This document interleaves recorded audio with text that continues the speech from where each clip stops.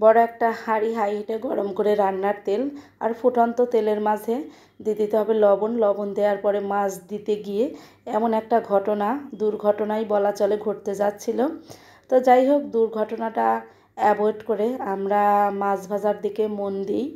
রুই মাছ বলা যেতে পারে।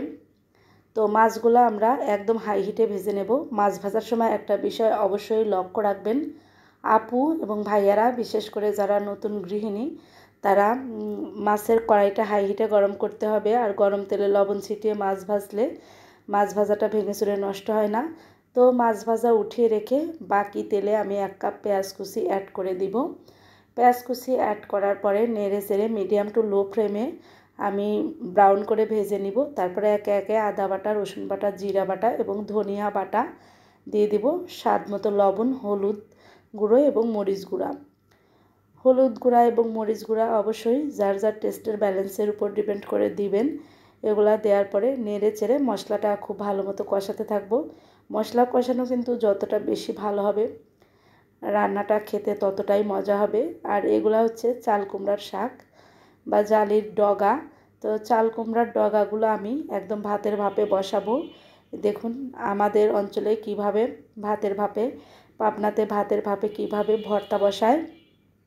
তো আমরা সিদ্ধ ভর্তা খাই না, কিন্তু আমরা ভাতের ভাপে বসিয়েই ভর্তাটা খাই। তারপর মশলাটা কষানো হলে লবণ হলুদ মাখিয়ে রাখা কাঁচকলা দিয়ে আরও ভালো মতো কষাবো।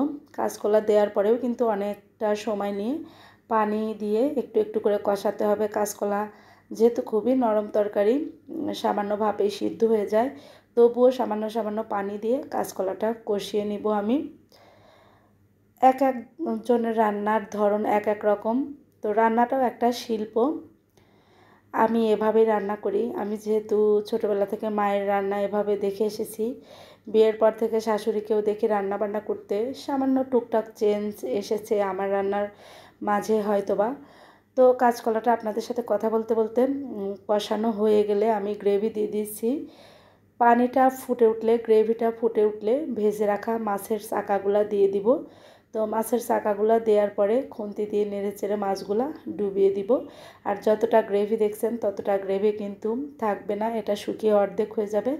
তারপরে একটু একটু শীত ভাব আসতে না আসতেই বাজার ভর্তি ছেয়ে গেছে ধনিয়া পাতা। আমি কিছুটা ধনিয়া পাতা ছিটিয়ে দিব। ধনিয়া পাতার ফ্লেভারটা আমার কাছে অমৃতের মতো লাগে। তো এভাবে একদিন রুই মাছ রান্না করে খেয়ে দেখবেন। আমাদের পাবনার রেসিপি এটা বলা চলে।